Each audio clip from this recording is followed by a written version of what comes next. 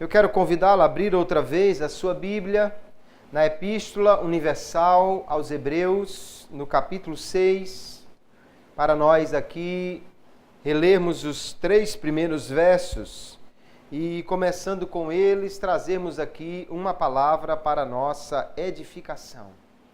Hebreus 6, verso 1 em diante, diz assim: pelo que, deixando os rudimentos da doutrina de Cristo, prossigamos até a perfeição, não lançando de novo o fundamento do arrependimento de obras mortas e de fé em Deus, e da doutrina dos batismos e da imposição das mãos, e da ressurreição dos mortos e do juízo eterno. E isso faremos, se Deus o permitir. Amém. E graças a Deus por sua palavra.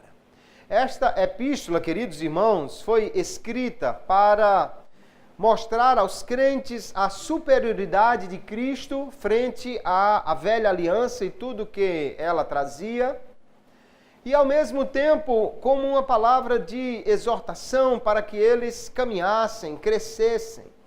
No final do capítulo 5, o escritor desta epístola, ele diz que queria falar um pouco mais sobre a figura de Melquisedeque, e eu fico chateado com os irmãos que eram os leitores originais dessa carta, porque se eles tivessem mais conhecimento, talvez o instrutor aqui tivesse trazido uma revelação maior sobre esta figura tão enigmática de Melquisedeque. Ele diz, eu não posso falar muito, porque vocês ainda estão tomando leite, vocês ainda estão naquele curso básico da fé cristã. E ele, de seguida, no texto que nós lemos, vai relacionar algumas doutrinas que ele coloca como sendo, assim, aquelas doutrinas fundamentais que todo crente deveria conhecer, deveria saber. Ele fala aqui da doutrina das obras, do arrependimento das obras, da fé em Deus, que é a conversão, né? Arrependimento mais fé. Doutrina dos batismos, talvez batismo em água, batismo com o Espírito Santo. Doutrina da imposição das mãos, doutrina da ressurreição dos mortos e do juízo eterno. De todas essas doutrinas, uma parece não ter tido tamanha importância como as outras, e poucas vezes é instruído na igreja sobre o assunto. Então hoje nós vamos falar sobre a imposição das mãos. Esta doutrina que o escritor aos Hebreus coloca como sendo uma coisa básica que todo crente deve conhecer e, na realidade, poucos estudam ou conhecem sobre aquilo que a Bíblia fala sobre a imposição das mãos, e é o nosso tema nesta noite que vamos aprender da palavra de Deus. Aqui nós podemos pensar inicialmente o que é a imposição das mãos. Muitas religiões têm esse tipo de ritual. Porém, nós vamos ver o que ela significa na Bíblia e na fé cristã.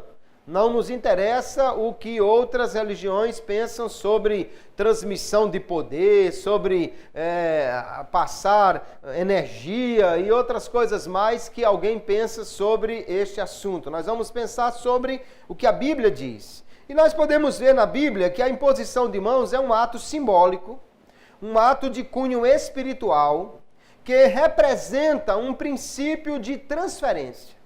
Quando há imposição de mãos, normalmente nós vamos ver que há uma transferência, se não de forma absoluta, mas ali representada através deste ato de imposição de mãos.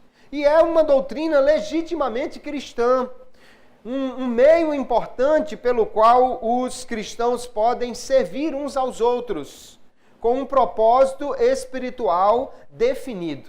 A imposição de mãos é algo sério, está listada aqui entre doutrinas fundamentais e não pode ser tratado de uma maneira qualquer, ou seja, não pode ser feito sem procurar se entender qual é o propósito que se tem naquele momento de impor as mãos sobre alguém.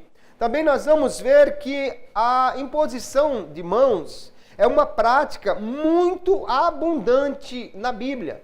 Ela é amplamente relatada, tanto no Antigo quanto no Novo Testamento. Os irmãos vão ver quantos versos nós podemos encontrar. E se você, a partir de agora, for ler a Bíblia e prestar atenção a esse detalhe, você vai ver que muitas e muitas vezes as mãos são impostas sobre alguém com diversos propósitos espirituais, tanto no Antigo quanto no Novo Testamento, tendo sido praticado por Jesus muitas vezes, pelos apóstolos, pela igreja primitiva também igualmente, abundantemente, de forma que ela está aqui entre as doutrinas básicas da fé cristã. Então vale a pena nós aprendermos um pouco mais sobre o assunto, para nem deixarmos de fora da nossa prática e nem praticarmos de uma maneira equivocada, porque nós vamos ver que a Bíblia fala bastante sobre este assunto. Quais são os propósitos de alguém impor as mãos sobre o outro? No Antigo Testamento, nós vamos encontrar, antes de tudo, ou primeiramente, que a imposição de mãos era um meio de atribuir culpa a alguém.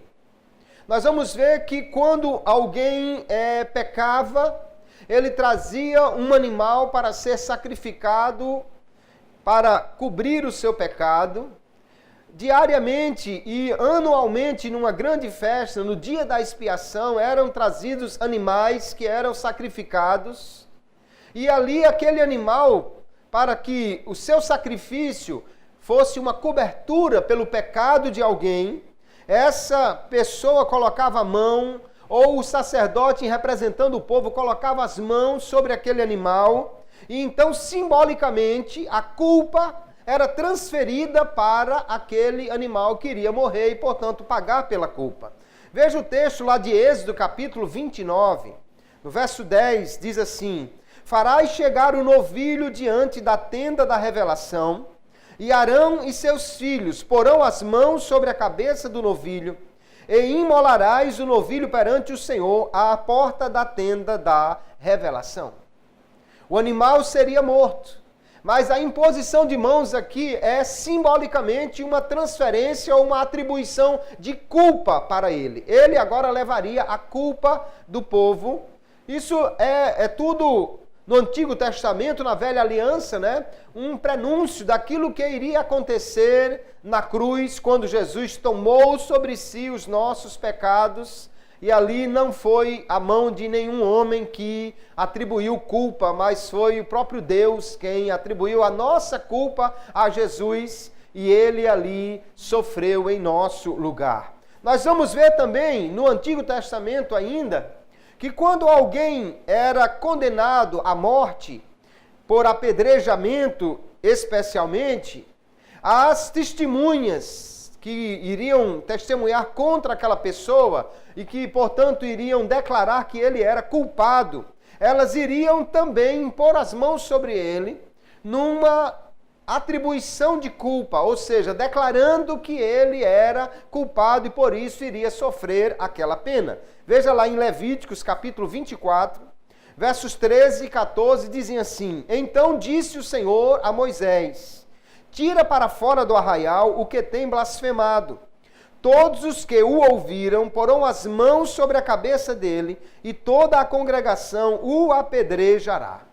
Então aqui havia uma declaração de culpa, né? Todo mundo que ouviu aquele homem blasfemar iria impor as mãos sobre ele, dizendo: este homem é culpado, ele merece a pena de morte, seria morto por apedrejamento, que era a pena de morte na lei de Moisés. Os judeus pegaram em pedras mais de uma vez para apedrejar Jesus, acusando-o de blasfêmia por dizer que era igual a Deus. No seu caso, obviamente, não era blasfêmia, porque ele é Deus santo e todo-poderoso.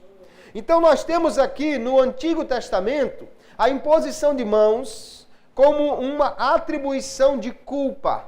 Se por um lado o costume que está lá em Deuteronômio 21, que na realidade era uma ordenança de Deus, Quando alguém era encontrado morto e ninguém sabia quem era o responsável por aquela morte, o culpado, os anciãos da cidade mais próxima lavariam as mãos sobre aquele morto, dizendo: não somos culpados.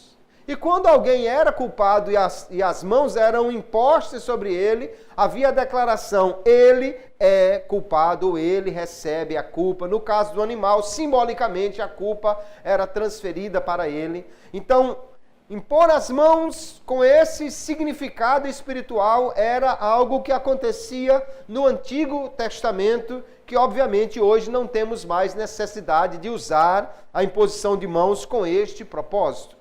Porém, também nós vamos ver entre os propósitos de impor as mãos, um que é muito comum, tanto no Antigo quanto no Novo Testamento, que é para curar os enfermos.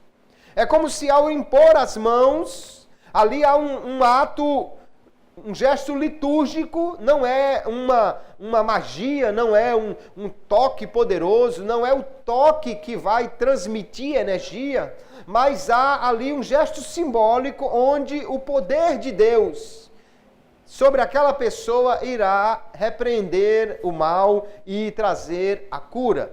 Nós vamos ler lá no segundo livro dos Reis, um texto bastante conhecido, onde Naamã, o general Ciro, vai até o profeta Eliseu, que ele, o general, esperava que Eliseu fizesse isso para que ele fosse curado, porque era uma prática já comum naquela época. Veja o texto, 2 Reis 5:11. Porém, Naamã muito se indignou e se foi, dizendo: eis que eu dizia comigo, certamente ele sairá, pôr-se-á em pé, e invocará o nome do Senhor seu Deus, e passará a sua mão sobre o lugar, e restaurará o leproso. A expectativa dele era, chegando na casa de Eliseu, ele saísse, orasse, pusesse as mãos sobre ele e ele fosse curado. Eliseu nem saiu de casa, mandou só o servo, que foi só até a porta, e disse: dê 7 mergulhos no Rio Jordão que vai ficar curado. O general ficou indignado. Mas aqui o texto deixa claro que ele esperava, então, uma imposição de mãos. Era algo muito comum já naquela época para que houvesse cura dos enfermos. Jesus curou inúmeras vezes as pessoas usando este recurso, amados irmãos. Muitas e muitas vezes. Se você, a partir de hoje, começar a reler os evangelhos e prestar atenção às vezes que diz Jesus colocando a mão, Jesus tocando-lhe, Jesus impondo as mãos, você vai ver a quantidade de vezes. Aqui temos diversos versos que não vamos poder ler todos. Então era comum o Senhor fazer isso, que muitas vezes nós vamos ver, no caso de Jairo, por exemplo, quando pede que Jesus vá curar a sua filha, eles pedem que ele vá até o doente e imponha as mãos sobre ele. Veja o texto aqui de Mateus 8, verso 3. Um leproso chega e diz: Jesus, se o Senhor quiser, o Senhor pode me curar. E diz o texto: Jesus, estendendo a mão, tocou-o, dizendo: quero ser limpo, e logo ficou purificado da lepra. No caso da sogra de Pedro, há outro momento que Jesus estende a mão e toca, e muitos outros relatos. Nós já citamos aqui Mateus capítulo 9, verso 18, como as pessoas pediam até que Jesus fizesse isso. Diz o texto: dizendo-lhes ele estas coisas, eis que chegou um chefe e o adorou, dizendo: minha filha faleceu agora mesmo, mas vem, impõe-lhe a tua mão e ela viverá. A imposição de mãos aqui foi solicitada, porque era um meio já conhecido de a cura ser alcançada por alguém, como se houvesse uma transferência de poder, de virtude. Jesus falou no caso da mulher do fluxo de sangue que saiu o poder dele, saiu virtude quando ela lhe tocou. Assim as pessoas viam e criam que o toque era um meio de ministrar a cura pelo poder de Deus. Não era um meio de transferir energia, era um meio de a cura ser alcançada como um gesto litúrgico, um gesto simbólico, um gesto profético, um gesto que a pessoa entendia que havia uma ministração ali. E nós vamos ver que até mesmo as pessoas diziam que milagres aconteciam pelas mãos, dos crentes, pelas mãos dos apóstolos. Lucas 6 e verso 19. E toda a multidão procurava tocar-lhe, porque saía dele virtude e curava a todos. A ideia então de tocar em Jesus ou ser tocado por ele era que houvesse essa, simbolicamente, essa transferência de virtude, de poder. Veja o texto lá de Marcos 6 e 2, vai dizer também que muitos milagres eram feitos pelas suas mãos. Não era a mão que fazia milagre, obviamente, era o poder de Deus. Mas o meio para a cura era a imposição de mãos, o que fazia com que as pessoas pedissem e crescem que o impor as mãos era um meio de se receber a cura. Nós vamos ver que o Senhor Jesus, ele deu esta autoridade à igreja de impor as mãos sobre os enfermos em seu nome. Marcos capítulo 16, ele no verso anterior diz que esses sinais seguirão os que crerem em meu nome, farão muitas coisas. E no verso 18, pegarão nas serpentes, se beberem alguma coisa mortífera, não lhes fará dano algum, e porão as mãos sobre os enfermos e os curarão.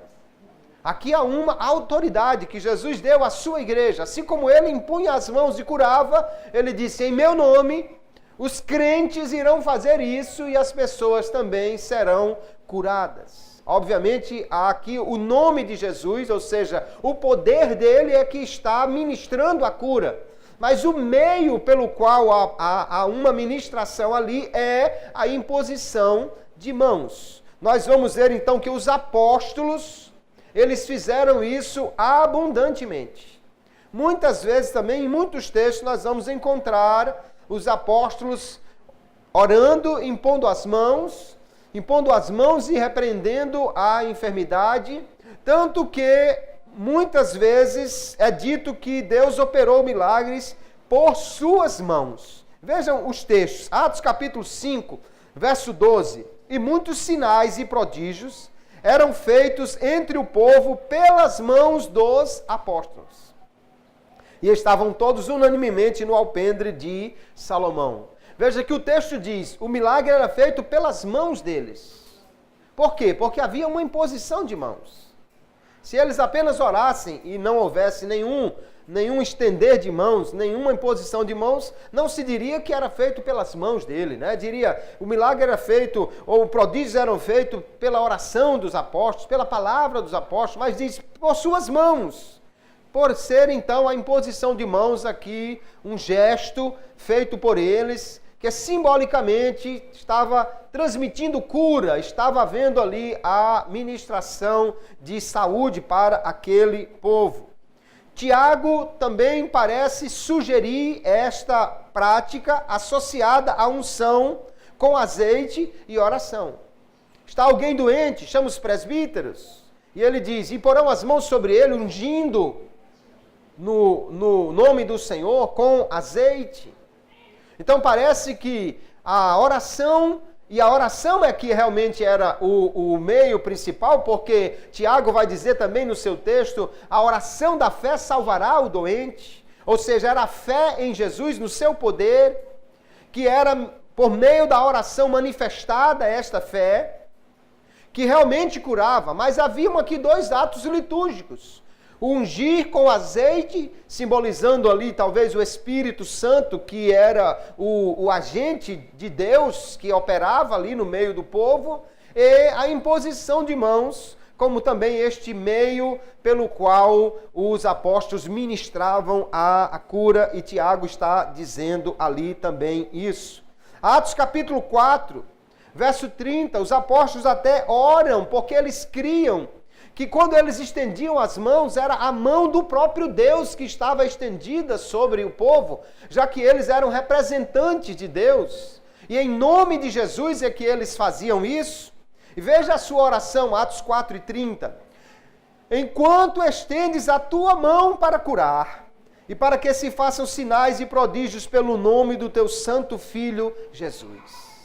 Eles estendiam as mãos, impunham as mãos, oravam por cura, oravam por milagres, mas eles criam que era a mão de Deus que estava estendida ali para curar, Veja que o estender de mãos, o impor as mãos ali era um ato representativo, simbólico, não é? Eles criam que era Deus que realmente que estava agindo. Nenhum apóstolo prega que era ele, pelo seu poder, ou com a sua energia, ou trazendo cura através da transmissão de um poder que ele tivesse. Não, não é isso que representa a imposição de mãos na Bíblia. Mas é aquilo que a palavra diz, que pelo nome de Jesus, crendo no seu poder, se faz como um meio de ministração para que a cura e outras bênçãos possam chegar até aquele que está necessitado. Então veja que no Antigo Testamento já, e abundantemente no Novo Testamento, nós vamos ver a imposição de mãos como meio de ministrar a cura aos enfermos. E se nós hoje ainda oramos assim, fazemos corretamente porque é uma doutrina cristã. E Jesus disse que esses sinais seguiriam os crentes. E a igreja primitiva fez isso abundantemente. Também nós vamos ver que outro propósito espiritual para se impor as mãos é para se consagrar alguém para uma função, para um cargo. Isso também já era feito no Antigo Testamento. E depois, na igreja primitiva, também isso foi feito pelos apóstolos, de forma que se estabelece também como uma doutrina cristã. A imposição de mãos, nesse caso, representa, simboliza uma transmissão de autoridade para aquela pessoa que irá realizar uma determinada missão ou assumir um determinado cargo.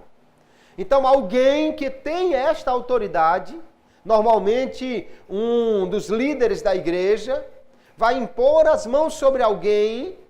No Antigo Testamento, geralmente os profetas, que eram representantes de Deus, trazendo esta autoridade de Deus, impunham as mãos sobre alguém e o consagrava para um determinado cargo ou missão que ele faria pela autoridade de Deus. Assim nós vamos encontrar, por exemplo, na consagração dos levitas, lá no Antigo Testamento, que o povo de Israel impôs as mãos sobre eles, consagrando-os ao serviço do Senhor. Está o texto de Números, capítulo 8 e o verso 10. Diz assim: farás, pois, chegar os levitas perante o Senhor, e os filhos de Israel porão as suas mãos sobre os levitas. Aqui não era para curar levita, nem era para transmitir culpa para levita, logicamente que não. A ideia aqui era de consagração, de transmitir autoridade para eles poderem exercer o seu cargo, a sua função no templo. Veja que não é algo novo, né? Aqui o povo de Israel está começando a sua história e já há imposição de mãos para consagrar alguém para um serviço. Nós vamos ver também que Moisés impôs as mãos sobre Josué, consagrando a ser o novo líder do povo de Israel. Isso vai ser relatado aqui diversas vezes na Bíblia, essa imposição de mãos para consagração ou para uma autorização, uma transferência simbólica de autoridade. Diz o texto de Deuteronômio, capítulo 34, verso 9. E Josué, filho de Num, foi cheio do espírito de sabedoria, porquanto Moisés tinha posto sobre ele as suas mãos. Assim os filhos de Israel lhe deram ouvidos e fizeram como o Senhor ordenara a Moisés. Aqui não só há uma imposição de mãos para consagração, para autoridade, mas também parece haver o que também nós vamos em seguida ver que há um propósito também definido assim para a imposição de mãos, que é para outorgar ou para pedir a Deus dons espirituais para alguém. Aqui Moisés impôs as mãos sobre Josué. Não somente ele foi instaurado ali como o líder, recebeu autoridade, como também diz que ele recebeu do espírito de sabedoria, pela imposição das mãos de Moisés. Veja que aqui há uma simbologia, mas é algo, irmãos, de um nível de importância muito grande. Alguém está recebendo autoridade. Alguém está recebendo autorização para fazer alguma coisa. Alguém está recebendo também dons, sendo ministrado a ele o poder e a atuação do Espírito Santo por meio dele. Então a imposição de mãos é algo muito sério nesse caso. Nós vamos encontrar ainda o profeta Eliseu como representante de Deus, consagrando o rei Joás, impondo as mãos sobre ele e também sobre o seu arco, que seria a autorização para ele fazer a guerra contra os seguidores de Baal. E aqui há, então, também uma autorização, né, da parte de Deus, da autoridade de Deus, investindo aquele homem que seria rei desta autoridade como uma pessoa consagrada para esta missão, para este cargo. No Antigo Testamento, então, já era usado a imposição de mãos para consagrar alguém a uma função, como uma transferência de autoridade. E nós vamos ver que no Novo Testamento também isso vai acontecer. Por exemplo, lá em Atos capítulo 6, quando a igreja separou os primeiros diáconos para servir a igreja. Também nós vamos ver que Paulo lá em 1 Timóteo fala quando há a consagração de presbíteros. Tanto diáconos quanto presbíteros foram separados, consagrados, através desta utilização da imposição de mãos, recebendo assim a autoridade para exercer o seu ministério. O texto de Atos capítulo 6 diz assim: Escolhei, pois, irmãos, de entre vós 7 varões de boa reputação, cheios do Espírito Santo e de sabedoria, aos quais constituamos sobre este importante negócio. E os apresentaram ante os apóstolos, e estes, orando, lhes impuseram as mãos. Veja que na consagração dos diáconos havia aqui exigências, né? A Bíblia sempre fala de exigências para se consagrar alguém. Exigências morais, exigências espirituais. Eles deveriam ter boa reputação diante de toda a sociedade, cheios do Espírito Santo e de sabedoria. Estes homens seriam os primeiros diáconos. Mas como eles foram consagrados? Os apóstolos impuseram as mãos sobre eles, ali dando o cargo, né, a autoridade para exercer este cargo, como se fosse simbolicamente uma transferência de autoridade para eles. Também nós vamos encontrar Paulo e Barnabé, que são os primeiros missionários da igreja cristã. Quando lá em Antioquia eles foram separados para a primeira viagem missionária, o primeiro trabalho missionário de alguém que é enviado realmente pela igreja com esse propósito de pregar o evangelho, é lá em Antioquia, e a imposição de mãos da igreja também aconteceu para que eles fossem consagrados para este fim. A igreja que envia missionários se responsabiliza por eles, cuida deles. E ela é responsável por eles, porque ela que lhes deu a autoridade para eles exercerem este cargo. Aqui nós temos, pela primeira vez, a igreja enviando alguém. Antes havia aquela diáspora, né? A fuga dos cristãos de Jerusalém por causa da perseguição, e onde eles iam pregando a palavra. Assim o evangelho chegou a Antioquia, mas não foi alguém enviado. O primeiro realmente a ser enviado, ou os dois primeiros, são Paulo e Barnabé. Mas olha o que acontece lá em Atos capítulo 13. Diz assim, verso 2: E servindo ao Senhor e jejuando, disse o Espírito Santo: Apartai-me a Barnabé e a Saulo para a obra a que os tenho chamado. Então, jejuando e orando e pondo sobre eles as mãos, os despediram. A oração está presente, o jejum está presente, mas a imposição de mãos está presente também para que haja a autorização, como se fosse simbolicamente transferindo autoridade para eles, para irem e pregarem o evangelho. Veja que é uma função importantíssima desta ação litúrgica da imposição de mãos e que deve ser feito com muito cuidado, e que a igreja fazia isso, a igreja primitiva. Ainda diz o texto lá de Atos 14, que Paulo e Barnabé em cada igreja, eles elegiam presbíteros. E a palavra eleger aí é um verbo grego que significa literalmente impor as mãos. Diz que em cada cidade eles elegiam alguém. Também depois, lá em 2 Coríntios, diz que um irmão foi eleito, foi separado para levar a oferta dos crentes da Ásia para a Judéia, para Jerusalém. E a palavra usada ali é a mesma. Alguém impôs as mãos sobre ele e o consagrou para esta missão, para este cargo. Aqui diz o texto de Atos 14. E havendo-lhes por comum consentimento eleito, e eleito tem o significado aqui no original de imposto as mãos sobre ele, eleito anciãos em cada igreja, orando com jejuns, os encomendaram ao Senhor em quem haviam crido. Note que a imposição de mãos aqui não é algo feito de forma irresponsável, não é algo feito de forma qualquer. A oração, a jejum, há aqui uma consagração diante de Deus. Então, portanto, há uma imposição de mãos que é algo muito sério e que não pode ser feito de qualquer maneira. Então, no Antigo Testamento e no Novo, nós vemos a imposição de mãos para consagrar alguém para uma função. Também nós vamos ver, queridos, a imposição de mãos usada para abençoar alguém. Às vezes através da oração, às vezes através de uma bênção que era simplesmente declarada. Dessa forma, seria transmitido bênção, simbolicamente, àquele sobre quem isto é realizado. No Antigo Testamento, nós já vamos ver os patriarcas fazendo isso.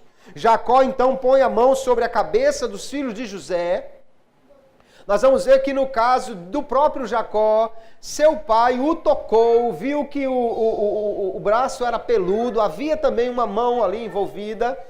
E aqui as mãos são impostas sobre as cabeças dos filhos para conferir as bênçãos da aliança, do pacto sobre eles. Gênesis 48, verso 14 diz: Mas Israel, que é Jacó, estendeu a sua mão direita e a pôs sobre a cabeça de Efraim, ainda que era o menor ou mais novo, e a sua esquerda sobre a cabeça de Manassés, dirigindo as suas mãos avisadamente, ainda que Manassés era o primogênito. Jacó trocou as mãos na hora de abençoar os filhos. José quis corrigir, ele disse: não, é porque aqui vai ser assim mesmo. O mais novo vai ser mais abençoado do que o mais velho. Ali a imposição de mãos era uma transferência simbólica de bênção. Era para abençoar ali que estava sendo impostas as mãos. Jesus, queridos, nós vamos ver que ele também algumas vezes impôs as mãos, por exemplo, sobre as crianças para abençoá-las. E ele impunha as mãos sobre elas. Mateus capítulo 19, verso 13, diz assim: Trouxeram-lhe então alguns meninos, para que sobre eles pusesse as mãos e orasse, mas os discípulos os repreendiam.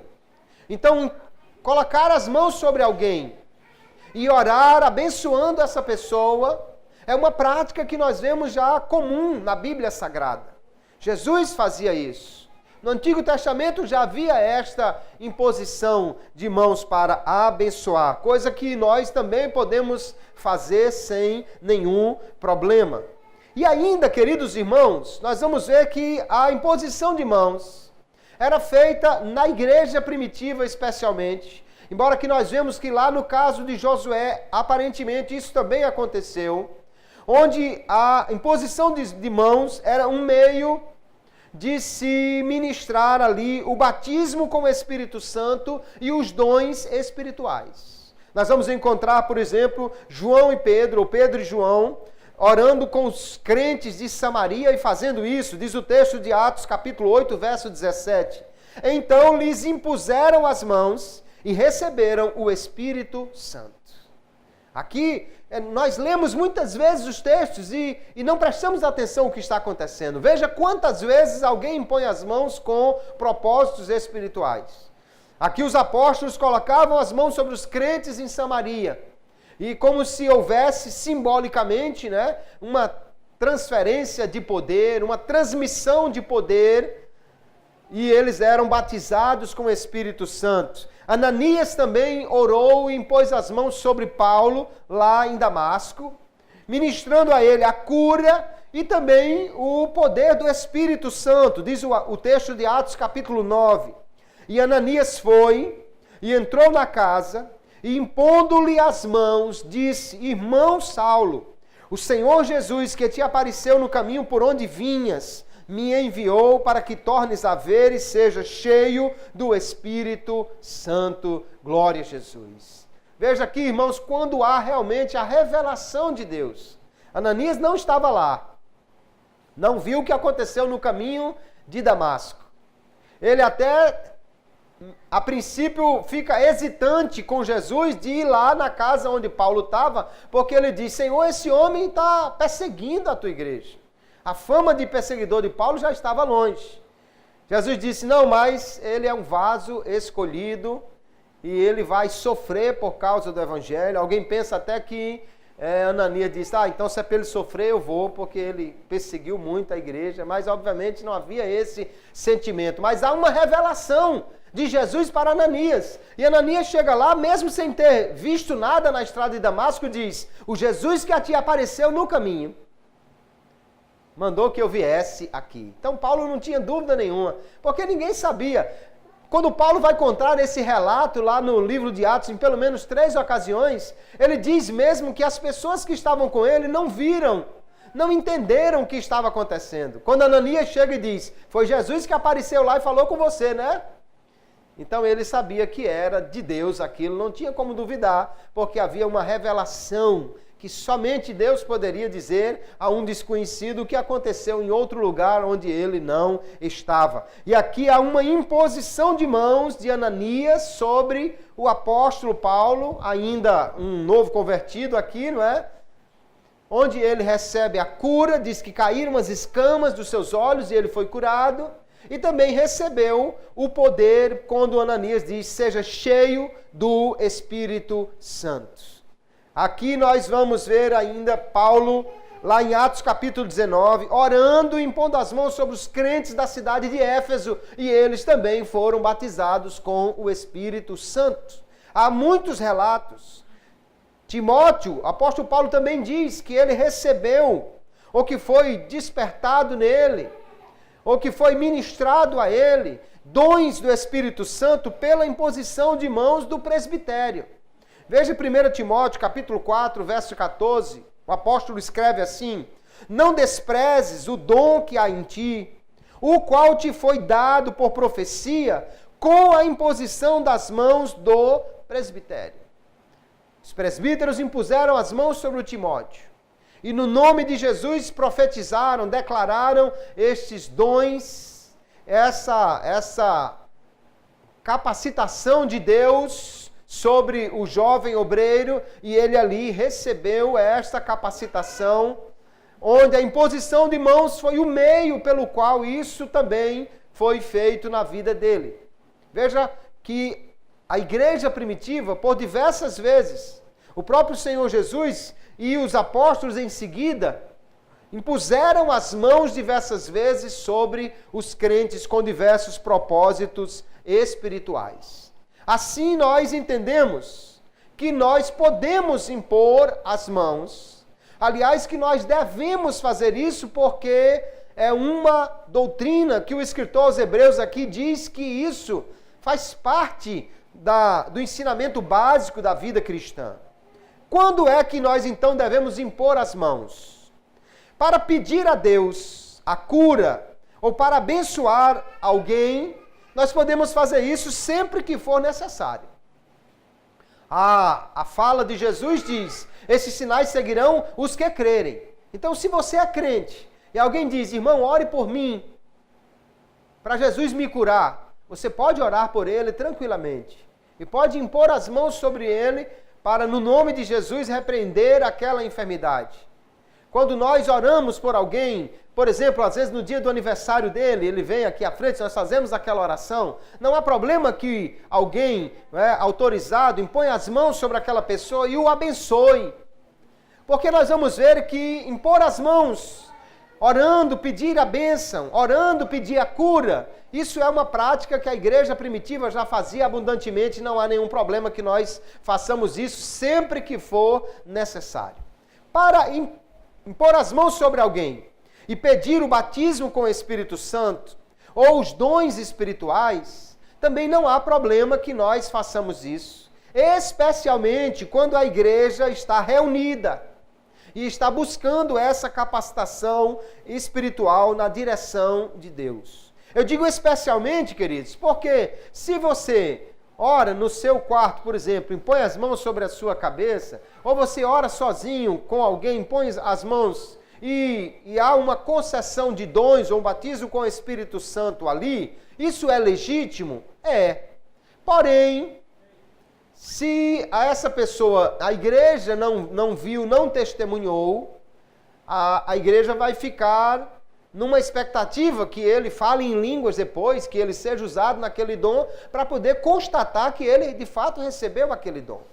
Se essa oração é feita na igreja, no momento em que ela está buscando isso, então se nós oramos aqui para Jesus batizar com o Espírito Santo, alguém fala em línguas, que é o que nós entendemos que é a evidência física inicial do batismo com o Espírito Santo, o falar em línguas.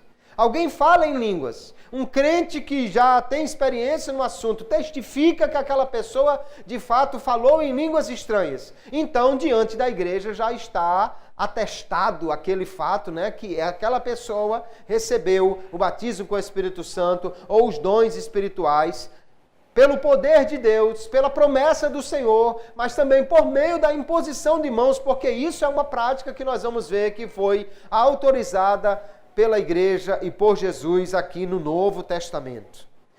Para impor as mãos e imputar pecados ou culpa sobre alguém, isso não é mais necessário, de forma alguma. Por quê? Porque no Antigo Testamento isso era feito de forma simbólica, porque um animal seria morto, ou porque a pessoa seria apedrejada. No nosso caso, nem há mais necessidade de pecados serem atribuídos a nenhum animal.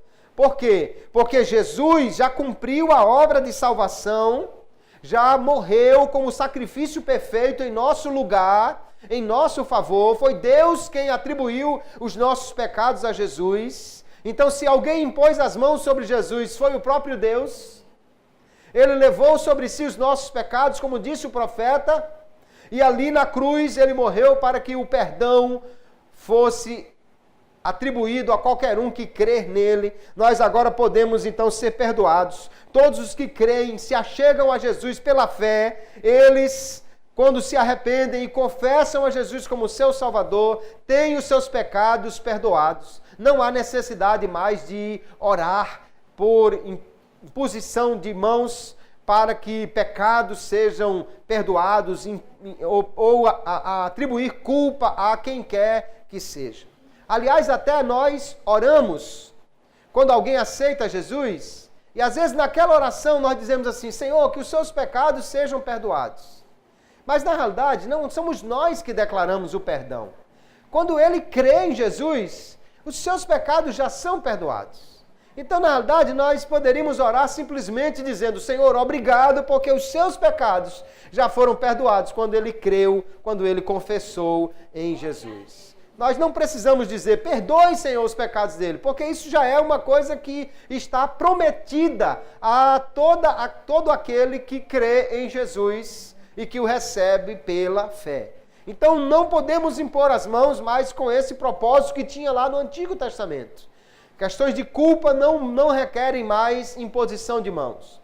Mas abençoar, pedir a cura, ou para pedir o batismo com o Espírito Santo, ou os dons espirituais, podemos fazer isso sem nenhum problema. Qualquer crente pode fazer isso, especialmente no culto, quando nós estamos buscando ao Senhor com este propósito. Agora, quando a imposição de mãos em obreiros, ou para consagrar alguém para uma determinada função ou cargo, para investir alguém de autoridade para ele realizar algum trabalho na igreja, esse tipo de imposição de mãos deve ser feito apenas considerando o tempo certo, ou seja, se a pessoa está preparada para isso. Deve ser feito com grande cuidado, para que não haja uma precipitação. Normalmente, esse tipo de oração com imposição de mãos é o último estágio e o mais público no processo de separação para a obra do Senhor. Antes essa pessoa já estava sendo observada, antes essa pessoa já se conversou com ele, a liderança conversou, orientou, já estava se vendo se essa pessoa tinha condição daquilo, às vezes até já foi feita uma consulta se ela queria realmente a consagração. Quando tudo está certinho, a pessoa está certa de assumir aquele cargo ou função e se observou durante um tempo e viu que ela tinha condição para aquilo, aí é que a igreja ora e impõe as mãos sobre esta pessoa. Quando a igreja faz isso, ela está reconhecendo o chamado de Deus na vida daquela pessoa, deve fazer isso na direção de Deus, e não de qualquer maneira, e para confirmar então a sua vontade. Um equívoco que muitas vezes se comete na igreja, queridos, é pensar que a igreja é quem produz obreiros. A igreja não produz obreiros. A igreja só treina os obreiros, só capacita. Quem produz obreiros é o Senhor. É Ele quem chama, é Ele quem dá o chamado e a capacitação. A igreja vai treinar esses obreiros. Quando houver uma necessidade muito grande, pastor, a igreja não pode simplesmente produzir obreiros. Bom, aí eu olho para Jesus lá no Evangelho, depois de dizer, a seara é grande, os ceifeiros são poucos, ele diz, então vocês façam obreiros para a seara? Não, não é isso que ele diz. Ele diz, a seara é grande, há muito trabalho, os obreiros são poucos, há uma necessidade. Mas ele não diz, então produzam obreiros. Ele diz, pedi, rogai ao Senhor da seara, que envie ceifeiros para a sua seara. A igreja pede a Deus que levante obreiros, é Deus quem os levanta, é Deus quem os capacita. Então você consagrar alguém sem que esse tenha sido chamado pelo Senhor ou tenha sido capacitado por Ele, é perda de tempo, irmãos. A igreja não produz obreiros. Ela treina os obreiros que Deus chama para ela reconhecer. Então, o papel primordial da igreja, ao consagrar alguém, deve ser simplesmente reconhecer o chamado de Deus na vida daquela pessoa. Se Deus o chamou, então é a vontade de Deus que ele seja um obreiro, que ele seja o consagrado, que a irmã seja chamada para o trabalho da oração, da visita, ou qual seja o trabalho que está sendo consagrado. É Deus quem chama e capacita, mas a igreja reconhece. E nesse reconhecimento público, pode orar impondo as mãos, autorizando essa pessoa a exercer este cargo. Se isso for feito precipitadamente, pode trazer dificuldades, tanto para aquele que foi consagrado, como para aquele que impôs as mãos sobre ele. Para o que foi consagrado, porque ele está fora de lugar. É o que nós dizemos que é um jabuti em cima de uma árvore, né? Quando você vê um jabuti em cima de uma árvore, ou foi gente, mão de gente ou foi enchente. Ou foi uma onda que levou ele e deixou lá, ou foi mão de gente, alguém pegou e colocou ele lá. Não é possível o jabuti subir sozinho na árvore. Quando você vê um obreiro que está ali e não tem capacidade, então é um jabuti na árvore. Alguém botou ele ali. Não foi ele que chegou lá porque realmente foi chamado por Deus. Ou então foi um enchente, né? Precisava de muita gente e não tinha ninguém e ele acabou indo nessa onda. Mas aí nós vemos que a igreja, o líder, não pode impor precipitadamente as mãos sobre alguém. O apóstolo Paulo vai recomendar isso. 1 Timóteo 5,22 ele diz, a ninguém imponhas precipitadamente as mãos, nem participes dos pecados alheios. Conserva-te a ti mesmo puro. Ou seja, a igreja não pode consagrar aquele que não está em condições morais e espirituais para isso, porque quando alguém consagra uma pessoa, o que consagrou torna-se responsável pela autoridade que foi delegada a ele. Se essa pessoa depois faz uma coisa errada, o que o consagrou tem responsabilidade. E aí nós vamos ver que a consagração de obreiros, queridos, não é algo que pode ser feito pela própria pessoa. Um dia eu fui convidado por um pastor para ir na igreja dele, já tinha ido lá algumas vezes pregar, e ele ligou para mim dizendo, olha, eu vou ser consagrado e tal, e eu pensei, que bênção. Ele fazia parte de uma denominação e ia ser consagrado. E eu fui. Quando cheguei lá, não era nada daquilo que eu pensava. Na realidade, ele estava abrindo um ministério novo, estava rompendo com a sua denominação e estava colocando a mão sobre a própria cabeça e se autoconsagrando pastor. Ou querendo que alguém que estivesse ali o consagrasse sem ter autoridade para isso. E quando eu vi aquela história, eu digo, meu Jesus, aonde foi que eu vim me meter? Que mal assombro é esse aqui, que isso não é uma coisa que a gente deva participar. Na verdade, eu fui porque não sabia exatamente o que ia acontecer ali. Essa não é a forma de alguém ser consagrado, ser separado para algum cargo, irmãos. A forma é, permaneça no lugar, seja fiel, faça o trabalho do Senhor, Deus lhe chamando e lhe confirmando, a igreja em algum tempo vai ver, vai perceber e vai autorizar, e aí a imposição de mãos será usada para publicamente demonstrar que você é um obreiro autorizado, chamado por Deus para fazer aquela obra, e aí tudo fica bem, e você está debaixo da bênção, da autoridade, está debaixo da delegação, da autoridade divina, por meio da liderança da igreja que foi constituída por ele mesmo, e tudo então fica muito bem desta maneira. Então essas são as maneiras, as formas, os momentos que nós podemos impor as mãos, para abençoar, para curar, para pedir o batismo, os dons espirituais, e para consagrar alguém, isso feito pela liderança com os devidos cuidados. Normalmente, como é que a gente impõe as mãos sobre alguém? Geralmente, a pessoa que vai receber a imposição de mãos fica numa posição que facilite este ato. Como? Se ajoelha, porque fica mais fácil você colocar as mãos, né? Imagine um pastor de 1,60 m e pouco como eu, vai impor as mãos num sujeito de 2 metros de altura e ele está em pé, vai ficar difícil de impor as mãos sobre essa pessoa. Se ele se ajoelha, facilita o ato, né? Ou então, se não há uma facilidade para se ajoelhar, né? A pessoa não pode porque está com algum problema de saúde, ela fica sentada e aí aquele que vai impor as mãos vai orar sobre ela com muito mais facilidade. Normalmente, quando chega alguém pedindo, ore, irmão, por mim aqui, para Jesus me curar e tal, peça para essa pessoa sentar e você ora por ele, que facilita o ato, né? Facilita aquele momento que você vai impor as mãos. Às vezes, esta imposição de mãos pode ser feita por um grupo. Paulo diz que a imposição sobre Timóteo foi pelo presbitério, né? Não sabemos quantos presbíteros estavam ali e impuseram as mãos sobre ele.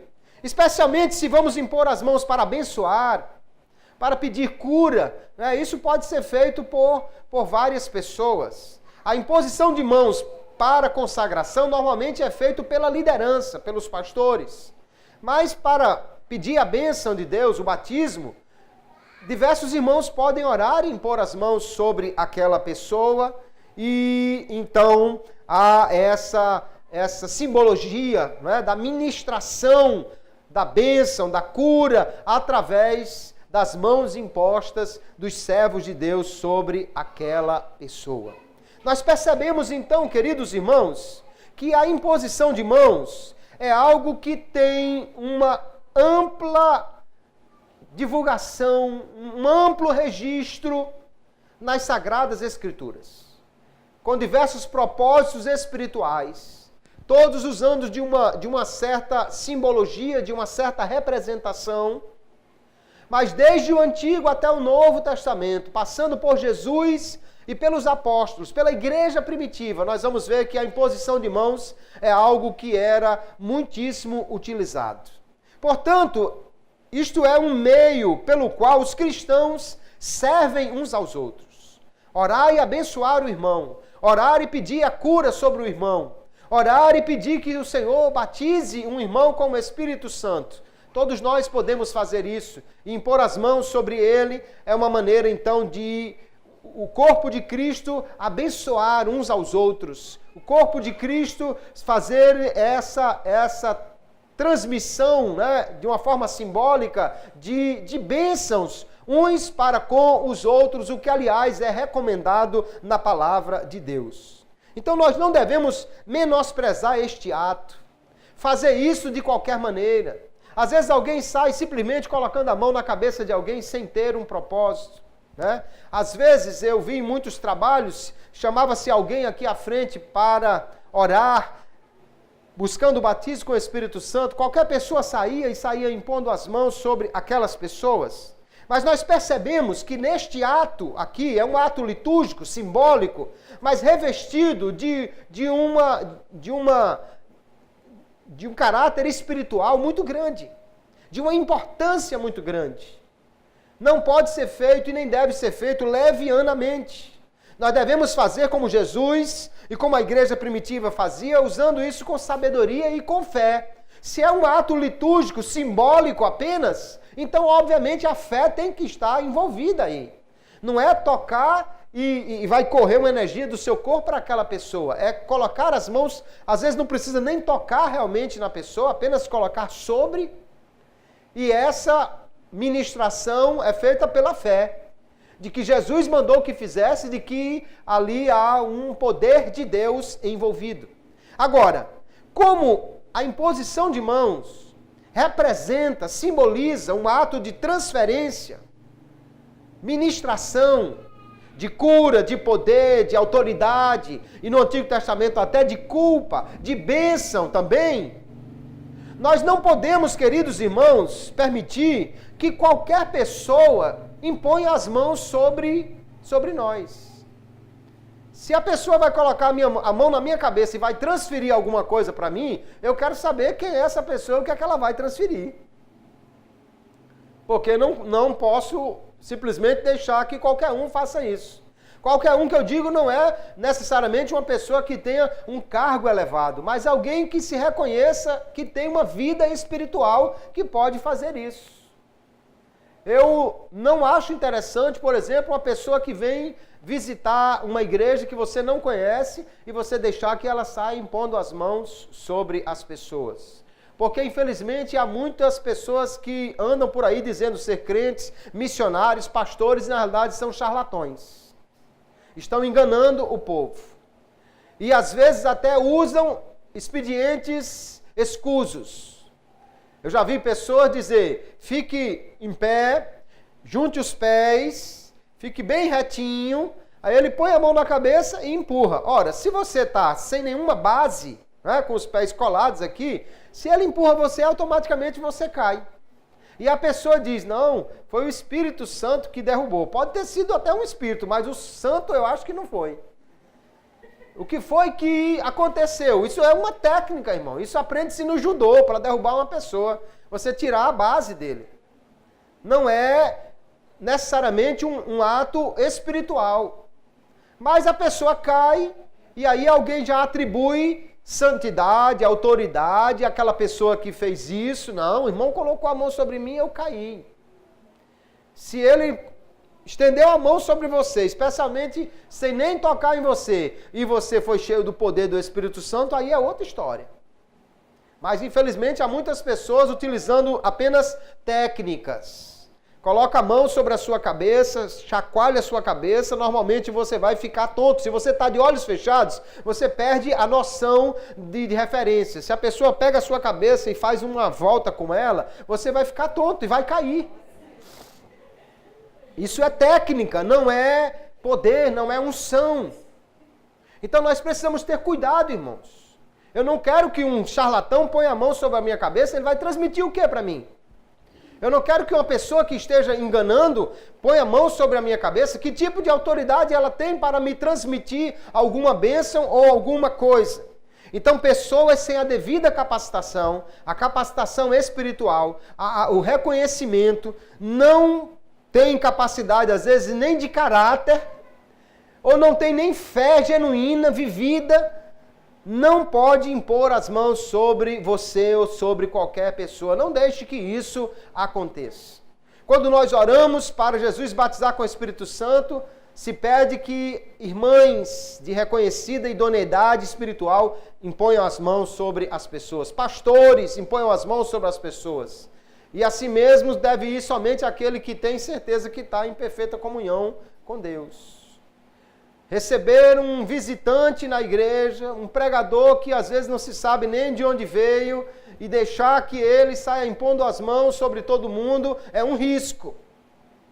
E não há necessidade disso, porque nas igrejas há homens e mulheres de Deus que podem exercer a sua fé, crendo que a imposição de mãos é uma doutrina cristã genuína, crendo que o Senhor usa os seus servos como canais para ministrar bênção e cura e dons para o seu povo, e é a fé no poder de Deus que vai fazer isso acontecer. A imposição de mãos é só um meio simbólico, litúrgico. Então, irmãos, nós precisamos ter cuidado também com isso, para não permitir que seja feito de uma forma leviana, irresponsável, e depois seja transferido para você uma coisa que você não gostou ou não vai se dar bem com isso.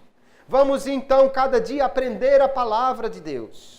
Como é importante nós conhecermos as doutrinas fundamentais da fé cristã. E a imposição de mãos está aqui listada pelo escritor aos Hebreus nessa lista de doutrinas essenciais. Se você não conhecia, você hoje já vai ficar sabendo sobre este assunto.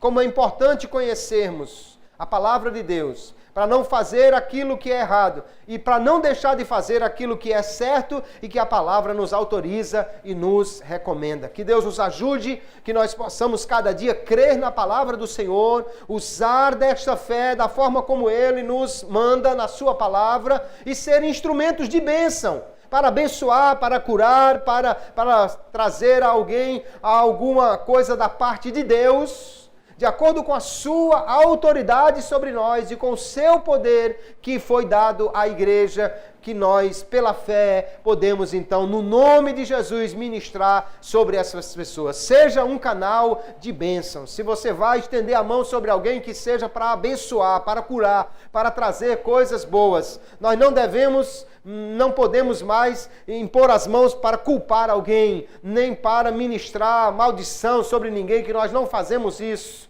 Mas devemos ser canais de bênção e cuidarmos da nossa vida espiritual.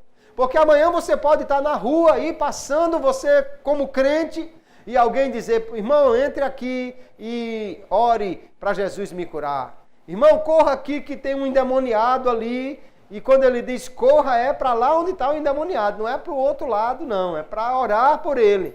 E se você não está com a sua comunhão em dia, pode se sentir em dificuldades para fazer isso. Nós somos canais de bênção e precisamos estar prontos para sermos usados por Deus. E a imposição de mãos é um desses meios para que o Senhor seja glorificado, para que pessoas sejam abençoadas na igreja conforme a doutrina que nós aprendemos na palavra de Deus. Amém, queridos? Que Deus abençoe a todos em nome de Jesus.